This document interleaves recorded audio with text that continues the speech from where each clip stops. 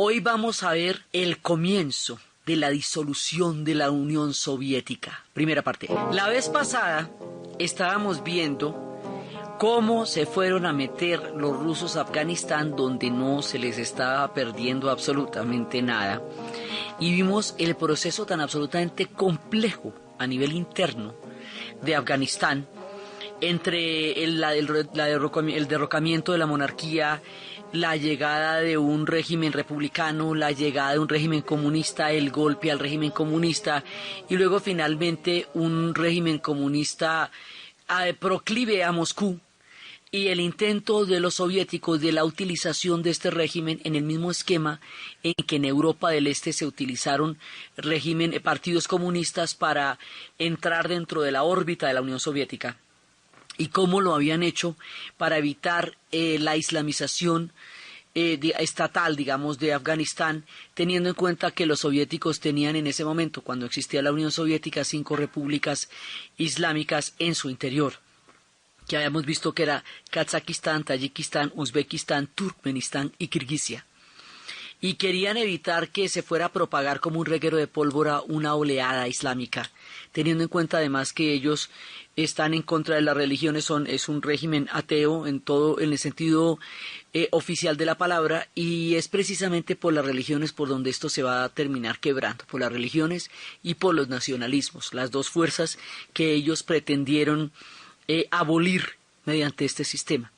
Entonces habíamos visto que se han metido en Afganistán y que se meten en la vaca loca y que se ganan la rifa del tigre, porque se meten a combatir un pueblo que era el cementerio de los imperios, un pueblo que 3 veces derrotó a los ingleses, un pueblo que había derrotado a todos los imperios, un pueblo, digamos, indomable, pero ellos se meten a destruir el mundo islámico de Afganistán. Y Afganistán, que habíamos visto que era la ruta de la seda, en un momento dado con la cultura de Kushan, que después fue la tierra de los geógrafos árabes, que antes había sido parte del imperio persa, que por allá pasó Alejandro, que fue la Bactriana, que fue, digamos, un camino de civilizaciones, un cruce de civilizaciones que ha sido a lo largo de sus 3000 años de historia, y vienen a entrar en una dinámica de guerra desde la invasión soviética a Afganistán. Y como es lo que ha pasado últimamente, en los últimos 30 años, el mundo tiene de Afganistán una referencia solamente bélica. Y ahorita que no, que lo que ellos han sido es un pueblo de civilizaciones, no un pueblo de guerras. Pero, pues todavía están en un conflicto muy grande. Entonces decíamos que era el principio de la película, porque Afganistán, la entrada de los soviéticos a Afganistán, es el comienzo de una cantidad de problemas geopolíticos que todavía no ha podido resolver el mundo. Entonces habíamos visto cómo se meten allá y al intentar destruir la civilización islámica, al intentar atacar las mezquitas, el Corán y la fe, lo que hacen es cohesionar a todo el mundo contra los soviéticos, a todas las diferentes tribus que allá son bastantes y son variadísimas. Todo el mundo le quedó claro que el soviético era el enemigo. Se unieron contra ellos en una guerra montañosa.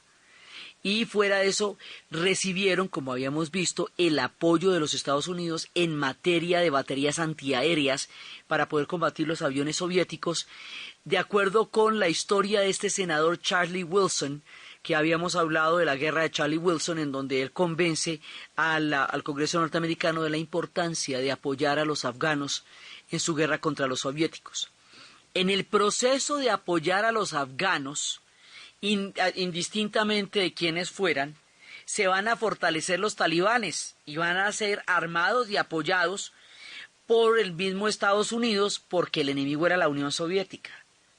Entonces ese es un enano que se les va a crecer.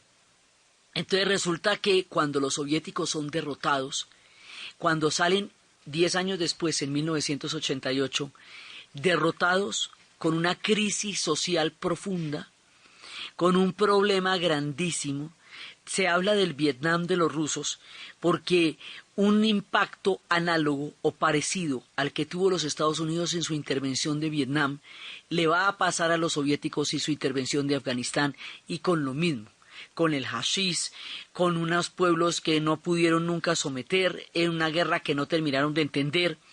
Y por eso cuando llegaron los veteranos, hoy día los rusos dicen, de Afgania nadie volvió, porque la crisis social, psicológica, política y militar que genera la intervención rusa en Afganistán se le devuelve a los soviéticos como un boomerang y les empieza a generar un hueco gigantesco en su aparato político y militar.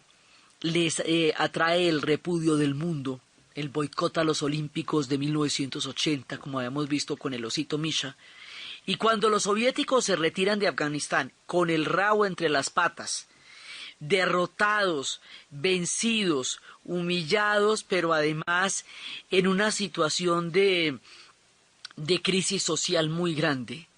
O sea, porque eso los avergüenza también ante ellos mismos. No hubo honor en esa guerra, no hubo ningún honor. Lo que hicieron allá fue una masacre.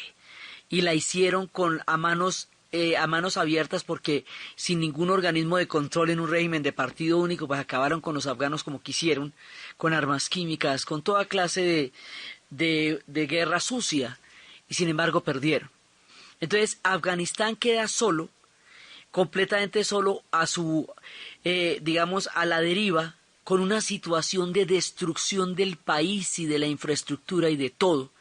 Y ahí es cuando Charlie Wilson le pide al Congreso norteamericano y a la gente que estaba financiando la guerra que le den plata para la reconstrucción de Afganistán, que le den plata para armar escuelas. Lo que pedía para la reconstrucción, para las escuelas y para unas mínimas condiciones posguerra, era insignificante al lado de lo que se les entregó para armamento. Era una cosa que no tenía ninguna proporción con el billete que ya habían dado para las armas. Sin embargo, carecía de interés para ellos apoyar a este pueblo una vez terminada la invasión soviética. Y lo dejan a su suerte, y en ese abandono, en esa tierra de nadie y en esa destrucción en que queda Afganistán, los talibanes van a terminar tomándose el poder, creando el régimen del que se habló toda esta guerra contra las mujeres, toda esta historia tan terrible de un retroceso de milenios en la historia, que es el régimen talibán, frente al Islam mismo como civilización. Y es el tiempo en que se van a formar las redes de Al Qaeda, y después, mucho tiempo después, va a suceder lo del 11 de septiembre, y entonces van a buscar en Afganistán a Osama Bin Laden y las redes de Al Qaeda, y se van a meter allá con con todo el bombo de la ONU y de todos los demás, y allá están, y de allá no han salido, y ahorita no tienen claro finalmente cómo es que van a salir de allá los soviéticos, que sabían cómo salir de allá. Hoy día los rusos, ya después de que no existe el imperio soviético, les andan ofreciendo sus consejos y su ayuda. Vea, pregúntenos, es que nosotros sabemos cómo se sale de allá porque nuestra experiencia es muy dura. Párennos bolas, que nosotros sabemos de este tema, pero hasta ahora no parecen haberles parado las debidas bolas y escuchado los debidos consejos de cómo se salen de allá, y allá están empantanados. Empezó Bush y siguió Obama, y la gente que está peleando allá no tiene ni idea por qué está peleando. No lo saben los canadienses, no lo saben los ingleses, no lo sabe toda la gente que está peleando allá, como tampoco lo sabían los soviéticos por qué estaban peleando allá cuando se metieron, y no hay ninguna guerra más grave que aquella en la cual usted ignora por qué está peleando. Por eso decíamos que la invasión soviética de Afganistán es el principio de la película, porque es lo que va a desatar una dinámica que en este momento es un jaque geopolítico, porque ya después se metieron, y entonces para derrotar a los talibanes se unen con nosotros la otra mitad del país, que son 5, que son los tayikos, los uzbecos y todas las demás tribus contra los pashtuns, y eso va a involucrar a Pakistán, que de todas maneras está involucrado por lo que dijimos, que la otra mitad de los pashtuns está allá, y se convierte en esto tan absolutamente confuso, evasivo, difícil y militarmente absorbente, que es en la actualidad la guerra de Afganistán. Los soviéticos hace rato se fueron de allá, pero su presencia y su invasión, como vamos a ver, es uno de los puntos fundamentales de un proceso de declive que será la caída de la Unión Soviética.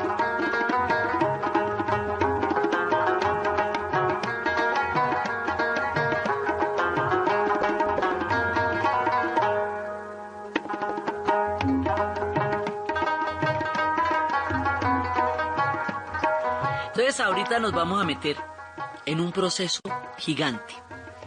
Como la Unión Soviética había moldeado la historia del mundo desde que triunfó la Revolución Bolchevique en 1917. En la primera etapa, por su contenido simbólico, por lo que llegó a significar en el momento en que el socialismo se convirtió en una utopía y en un sueño para el mundo. Más adelante, por el heroísmo de la guerra. Después, por las instituciones mismas que se generaron alrededor de la Unión Soviética, que eran primero por toda la incorporación de la Europa del Este, por la fundación de la creación del Pacto de Varsovia. O sea, la Unión Soviética pasó de ser un símbolo a ser una potencia. Y pasó a través del proceso de la Segunda Guerra Mundial y de su heroísmo en Stalingrado y en Leningrado, y después de su derecho en las conferencias de Yalta y Potsdam, por el tamaño de su sufrimiento, por los 27 millones de muertos, a tener como área de influencia toda la Europa del Este y la repartición que se hizo del mundo junto con los Estados Unidos, Inglaterra y Francia en las conferencias que dieron fin a la Segunda Guerra Mundial. Entonces ahí viene la etapa de la Unión Soviética como potencia. Y en la etapa de la Unión Soviética como potencia pues viene su influencia sobre Europa del Este, su armamento en el Pacto de Varsovia, la carrera armamentista, la carrera espacial, los récords olímpicos, ya lo que es el montaje de la segunda potencia del planeta. Como la Guerra Fría fue un régimen mundial, global, todo el mundo está metido en este ajedrez de la Guerra Fría. Entonces habíamos visto que eso había empezado en Europa por Alemania, que se ha extendido al Asia por la Revolución China, y después había llegado a América Latina por la vía de la Revolución Cubana, pero ellos también estuvieron en África, en los procesos de descolonización, y estuvieron metidos en Etiopía, y estuvieron metidos en Angola, mediante tratos muy difíciles en que los cubanos ponían la carne de cañón, los muertos, y ellos ponían las armas. Entonces también se involucraron en el África, también se involucraron en el Medio Oriente, en la medida en que cuando entró la crisis del Canal de Suez, entonces ellos van a entrar a apoyar a Siria y van a entrar, digamos, a tener una influencia importante en el proceso del panarabismo y todo ese tipo de cosas. Me han dicho, no hay ninguna movida donde ellos no estén metidos. Ninguna movida. Motivo por el cual el día que se caiga la Unión Soviética, el mundo necesariamente tiene que cambiar de arriba a abajo. Todo, absolutamente todo, porque la Unión Soviética había entretejido su historia con la historia del mundo. Y la historia del mundo era la historia de la Unión Soviética y de los Estados Unidos, metidos en todas las historias y en todos los problemas. Esto llegó hasta Centroamérica, tenía que ver con Sudáfrica, tenía que ver con la doctrina de seguridad nacional en América Latina. Dígame nomás. Y ahí estaban metidos, tenía que ver con el sudeste asiático, tenía que ver con todo. O sea, hay un momento en que no queda excluido ningún conflicto planetario del tema de la Guerra Fría. Y la Guerra Fría eran estos dos. Y todas las instituciones bélicas de Estados Unidos y la OTAN y todo el armamento y todo era contra la Unión Soviética. Y todo el juego de espías era para espiar a los soviéticos y los soviéticos para espiar a los Estados Unidos y a Inglaterra y a Francia. Todo el mundo que hemos fabricado durante 48 años, que es el mundo de la Guerra Fría, está articulado alrededor de la Unión Soviética como potencia, pero también alrededor de la Unión Soviética como símbolo, y también alrededor de la Unión Soviética como institucionalidad, y también alrededor de la Unión Soviética como orden económico, y también alrededor de la Unión Soviética como orden militar. Todo esto se va a derrumbar de la manera más inesperada ante los ojos atónitos del mundo, mientras la CIA no lo vio venir, ella que estaba dedicada a seguirle las pisadas a la Unión Soviética. ¿Cómo se nos va a derrumbar un imperio de este tamaño? ¿Cómo se va a caer un orden de tales proporciones, cobertura, dimensión, simbolismo, poder, ¿Cómo se va a caer esto? Es de las fuerzas que la historia desata, que nadie puede prever, porque la historia tiene un montón de factores de azar y de sorpresas, que por lo cual no es una receta de cocina ni un tratado de futurología, por lo cual uno no se puede poner a especular qué va a pasar de aquí a mañana, porque puede pasar una cosa de estas y cambiar inmediatamente las reglas del juego. El tema es el siguiente. Brezhnev sube al poder después de que destituyen a Nikita Khrushchev, y como habíamos visto, él retrocede todas las reformas, y va a hacer un régimen de 18 años de estancamiento. 18 años, él se estrena con la primavera de Praga y la destrucción del sueño checo. O sea, como para empezar. En su era, todo el sistema soviético se va a congelar. No va a avanzar más, no va a crecer más en modelo. Y si bien es Mikhail Gorbachev aquel a quien le toca la disolución de la Unión Soviética, es Brezhnev el que va a agotar el modelo y lo va a precipitar al fracaso, dejándolo seguir simplemente como estaba y sin hacerle nada al respecto. En la era de Brezhnev, la nomenclatura, que habíamos visto que era el nombre de los carnets de los miembros del Partido Comunista, de ahí su nombre, se va a convertir en una nata compacta y burocrática, totalmente metida en privilegios extravagantes para los niveles de vida de su gente, que no va a permitir el crecimiento de esa sociedad en muchos casos, en muchos sentidos, y esto va a hacer que mientras tanto estén pasando cosas en el resto del mundo que la Unión Soviética no puede incorporar a su sistema. Por ejemplo, en la década de los 70 se empieza la revolución de la informática, el microchip, y la revolución de la informática, del computador que se había inventado Alan Turing, del Colossus, y de todos los piratas de Silicon Valley, y toda la historia de Apple y de Macintosh y todo esto, va a popularizar el computador de manera tal que la informática se va a volver el sector que determina el puntal tecnológico del planeta y ya no los altos hornos. La industria pesada, las siderúrgicas, los altos hornos, el carbón y el acero, que habían determinado los patrones de la industrialización, van a quedar en el pasado, al lado del microchip. Esto en Inglaterra va a producir el fin de los mineros en Escocia, el cierre de las minas de carbón. Esto va a cambiar toda la dinámica de la sociedad. Estos cambios que está experimentando Occidente de manera vertiginosa, no los puede incorporar la Unión Soviética, porque tiene una economía central planificada. Quiere decir que solo se desarrolla aquello que ellos van a apoyar. O sea, sectores como el sector armamentista se van a desarrollar muchísimo, pero otros sectores no se van a desarrollar. Toda la investigación del microchip y la popularización de eso y la llegada al público en general no va a pasar en la Unión Soviética. Aunque ellos llegaran a conocer los computadores, lo que no pueden hacer es la conversión de un mundo de los altos hornos en un mundo del microchip, porque ellos tienen planes quinquenales que no pueden variar. Como les dije, son 280 millones de personas. Entonces usted no puede poner a jugar con eso. Entonces, el mundo mientras tanto va avanzando en una dirección y ellos se van quedando atrás y se van quedando atrás, y al quedarse atrás eso les va generando una deuda gigantesca y les va quedando grande sostener ese imperio que para entonces era ya demasiado grande, imposible de abarcar, y si usted deja de crecer económicamente, deja de poder sostener ese imperio. Entonces, hay una razón económica que los va a llevar a un punto en el que no van a poder sostener más el modelo.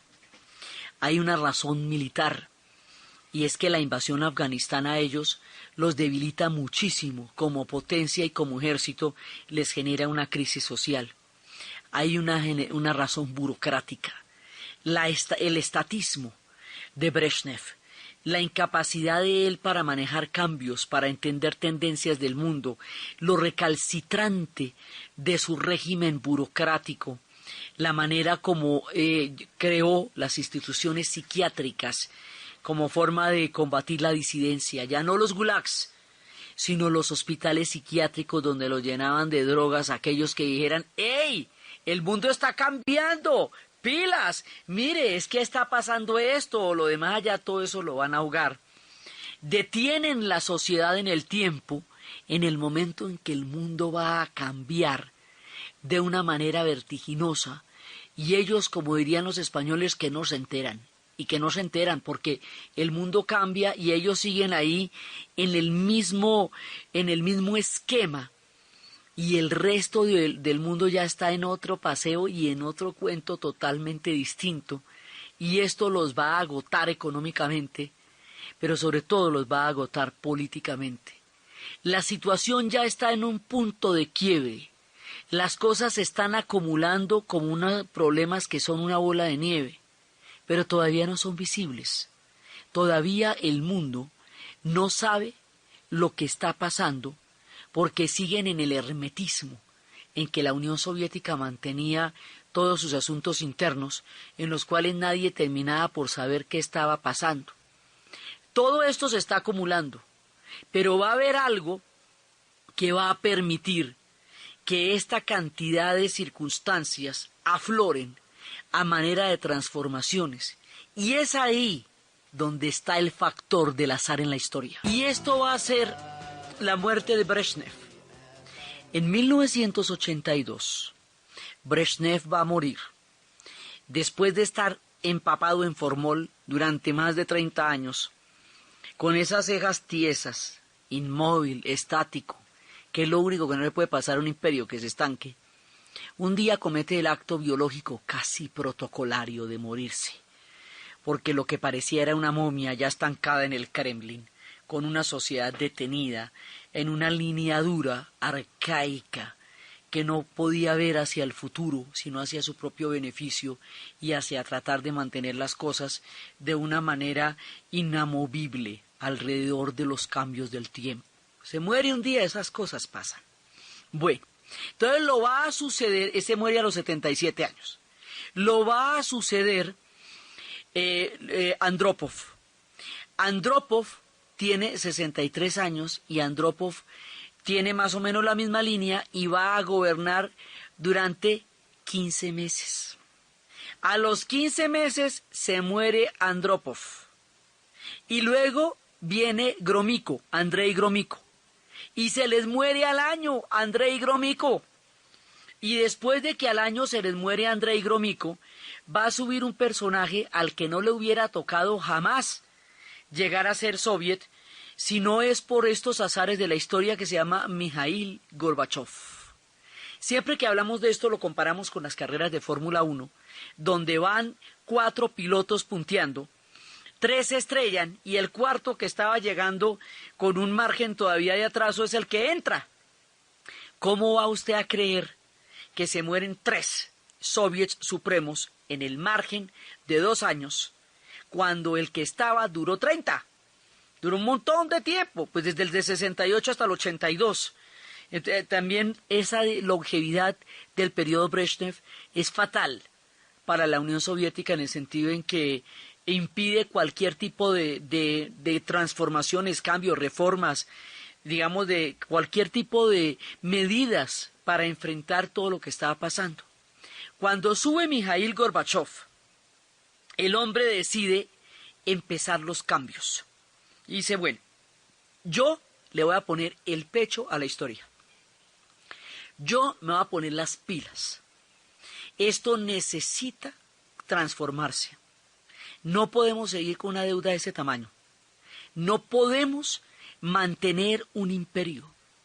Lo primero que tenemos que hacer es derrumbar el imperio, porque no lo podemos mantener más. ¿Cuál es el agujero negro mayor que tenemos? ¿Por dónde se nos va toda la plata y no se nos reintegra? Por la carrera armamentista. Bueno, hay que bajarse de ahí. De eso hay que bajarse. Hay que empezar a tomar la economía en las manos y hacer una reforma y una apertura económica. La apertura económica se va a llamar perestroika.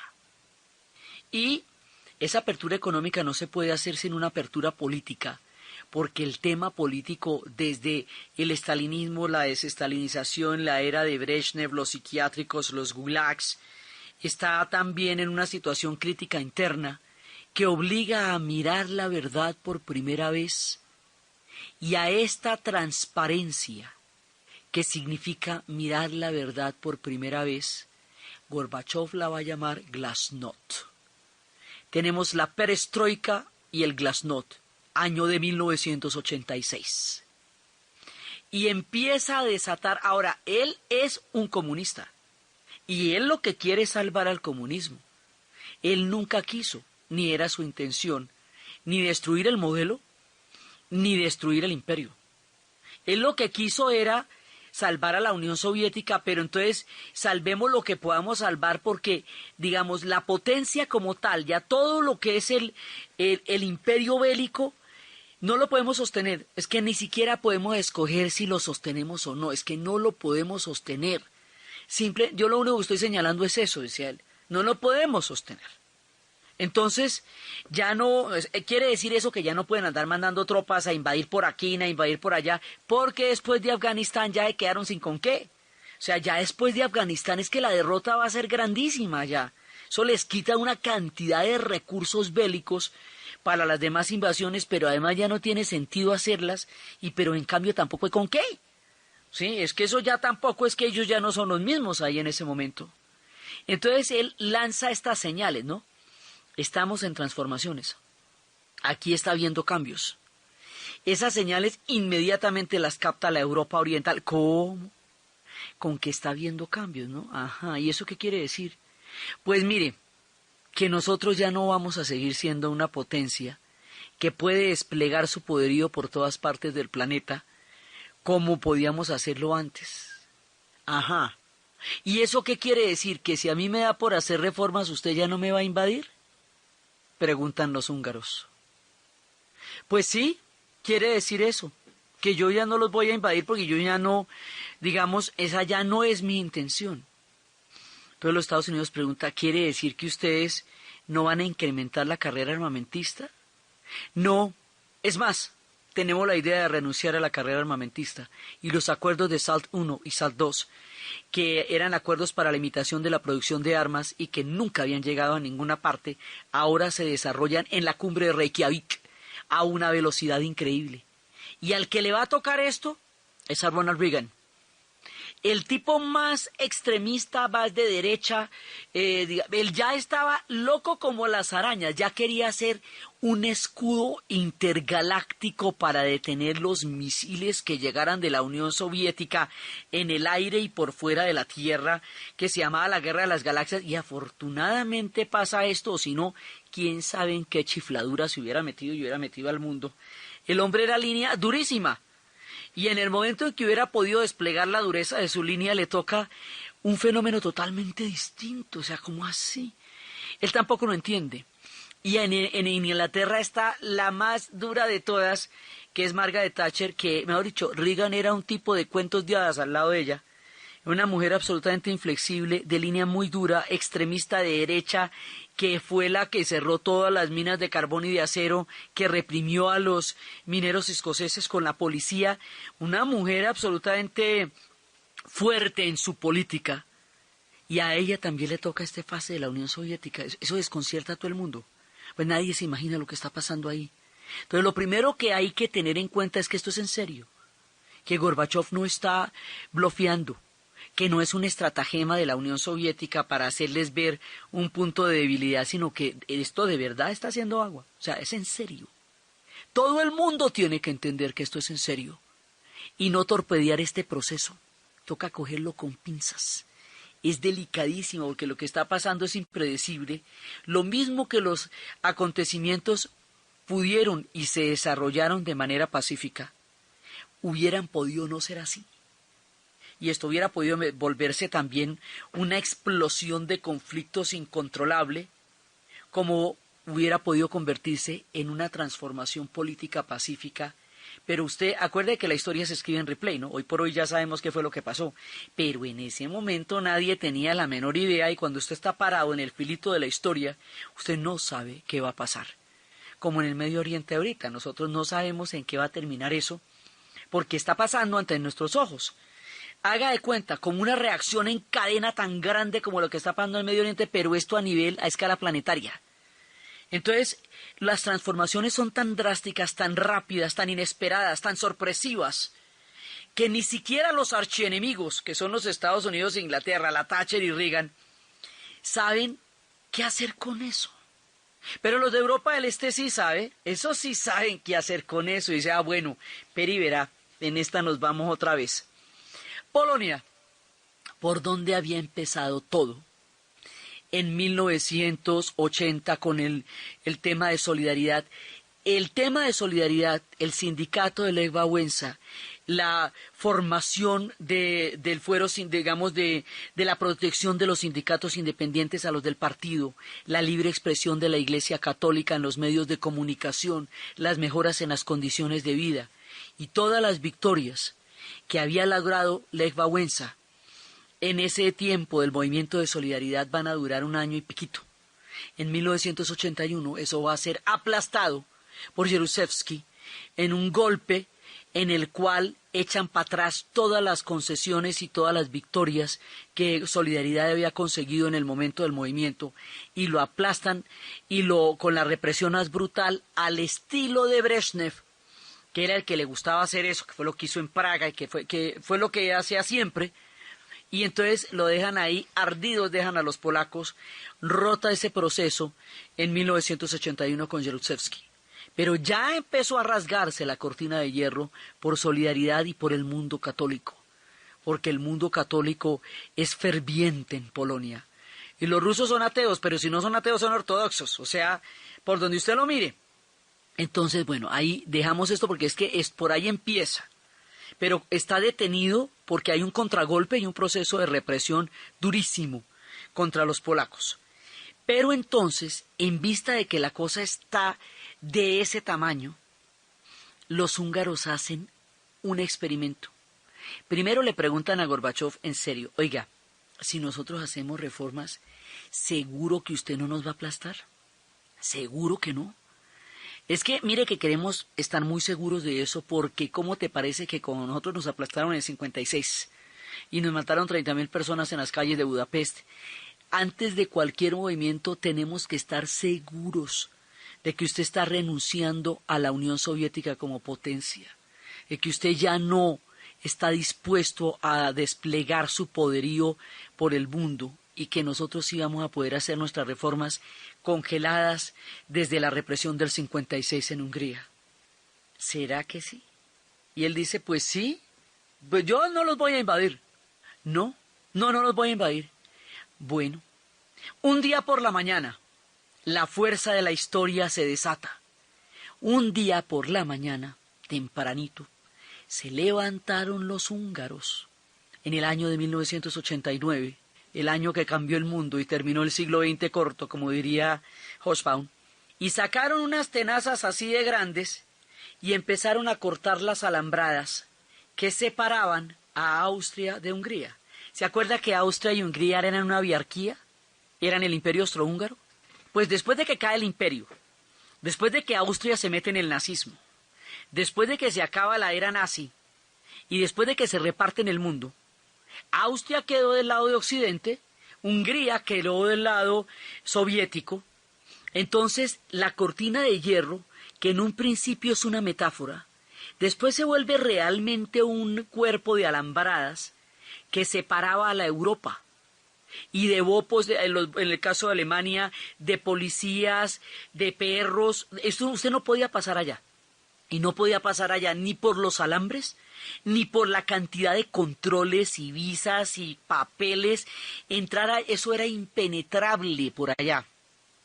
Entonces un día los húngaros, tan simple como eso, cogieron y desbarataron las alambradas, empezaron a cortar los alambres ante la mirada atónita de los austriacos. Bestos. Y les dio por pasar a visitar a los austriacos, óyeme, a ver cómo qué onda. Los austriacos, que hacía 48 años no veían un húngaro como no fuera un disidente que se hubiera volado de las maneras más misteriosas, no podían creerlo. Y se fueron a visitarlos, a ver qué sería de ellos. Los austriacos los veían pasar y no podían creerlo y se pasaron para allá. Bueno, pasándose los húngaros para allá, se pasaron los alemanes también, porque dentro del bloque soviético usted no podía salir a ningún otro país que no estuviera bajo la esfera de influencia de la Unión Soviética en Europa del Este. Entonces las vacaciones tenían que ser entre ellos. Y si se iban muy lejos, iban para Cuba. Pero no podían entrar en la Europa occidental, porque eso estaba verdaderamente dividido por todo, por alambradas, por diplomacia, por espías, por ejércitos, por el Pacto de Varsovia y la OTAN, por los misiles, por el poder nuclear, por las divisiones convencionales, por lo que usted quiera, por un orden geopolítico impenetrable. Los austriacos y los húngaros no se podían mirar. Por lo tanto, los alemanes, como no podían ir de vacaciones a ninguna parte que no fuera su órbita soviética, los alemanes del este, estaban en ese momento de vacaciones, 700.000 alemanes. Estaban en ese momento en Hungría de vacaciones. Así que en pasándose los húngaros, también empezaron a pasar los alemanes. Pero es que si usted mira el mapa, usted puede por Austria entrar a la Alemania, a la otra Alemania, ¿ve? A la Alemania occidental, a la Alemania federal.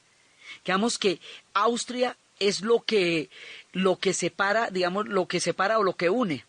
Entonces ellos atravesaban todo el territorio austriaco y empezaban a meterse por la Alemania federal a reencontrarse y a buscar, porque ellos lo que quieren es que, pues la otra Alemania, ellos quieren su otra mitad, ellos quieren su otro pedazo de la historia. En ese caso Austria era un paso entre una Alemania y otra que estaban más divididas que todo el resto de Europa. Los húngaros, a su vez, lo que querían era pasear, parchar. Y cuando cortaron las alambradas, empezaron a sucederse los cambios políticos en Hungría inmediatamente. Inmediatamente llamaron a elecciones. Inmediatamente el Partido Comunista perdió las elecciones. Esto se definió por votación, no por guerra, no por batallas. Fue un proceso interno.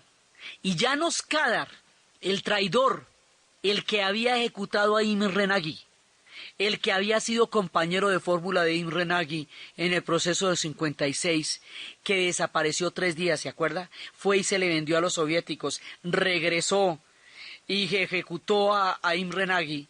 Ese tipo todavía estaba en el poder desde la revolución del 56, ¿me puede creer? Bueno, pues el tipo pierde las elecciones, no lo ejecutan, ni lo ensartan en las alambradas, nada. Pierde las elecciones, el Partido Comunista pierde las elecciones y se declara un proceso de pluralidad política alrededor de Hungría, acompañado de la ruptura de las alambradas y de un paseo por Austria, por el Danubio, que ellos también comparten, a ver qué había pasado al otro lado, así nomás, después de toda la sangre que había costado, después de todo lo que había pasado, así nomás, y el mundo se quedaba atónito y no pasó nada. No les botaron los tanques, no los invadieron. Gorbachov cumplía su palabra. Esto quiere decir que en la práctica sí se estaba trancando en la carrera armamentista y el papel de la Unión Soviética como potencia que invadía y hacía que sus zonas no pudieran entrar en transformaciones. Esto no había pasado nunca antes. Esto no pasó ni con Khrushchev, como hemos visto. Nada.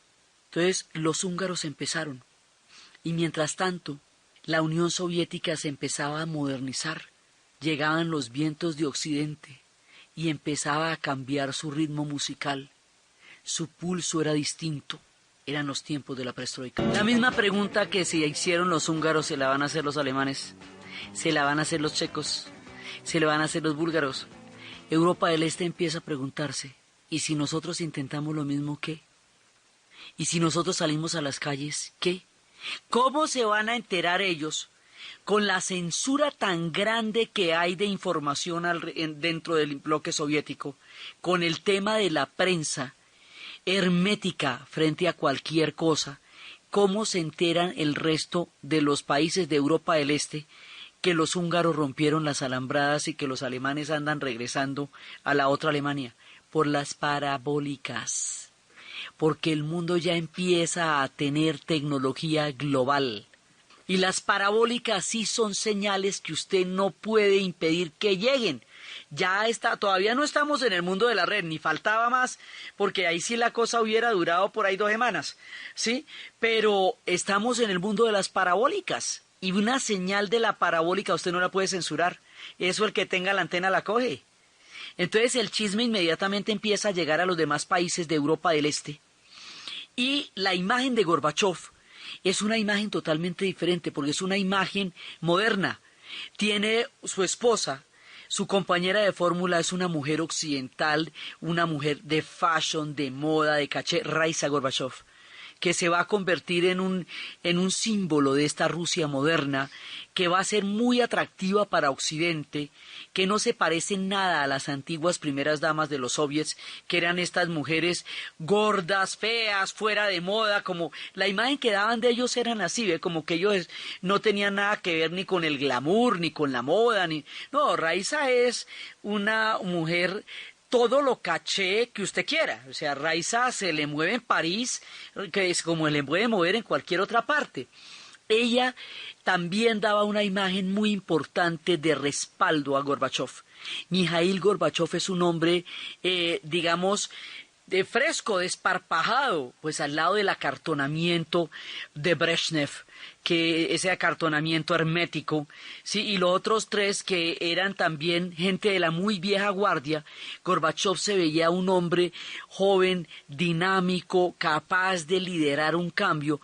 Gorbachov se va a volver una figura sumamente atractiva para Occidente, alguien que es un interlocutor, alguien con quien se puede hablar, alguien con quien se puede llegar a acuerdos que no se podían llegar con Brezhnev. Entonces, ahora Occidente adorará a Gorbachov.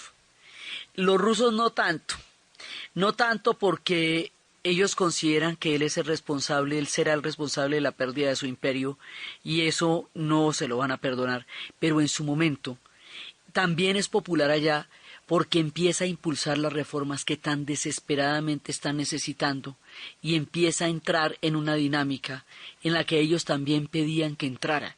Ellos también estaban necesitando los cambios, ellos escogen los cambios, y los cambios empiezan a darse, y el consumo que habíamos visto, que algún día iba a llegar, no llegaba, y eso al cabo del tiempo se vuelven niveles de vida, y eso después se va a volver muy importante. Y a medida que todas las economías están haciendo crisis porque están todas encadenadas a la de la Unión Soviética, la necesidad de los cambios se vuelve imperiosa. Gorbachov es la figura de cambio. Le va a dar la vuelta a la historia. Va a cerrar el último capítulo del siglo XX con una transformación tan colosal que el mundo no está ni siquiera en capacidad de imaginar. La historia de estas transformaciones, lo que va a pasar en la Europa del Este, la revolución de Terciopelo, la caída de la Unión Soviética como imperio y todas las fuerzas que se desatarán una vez que Mijaíl Gorbachov haya iniciado el proceso de la perestroika, es lo que vamos a ver en el siguiente programa.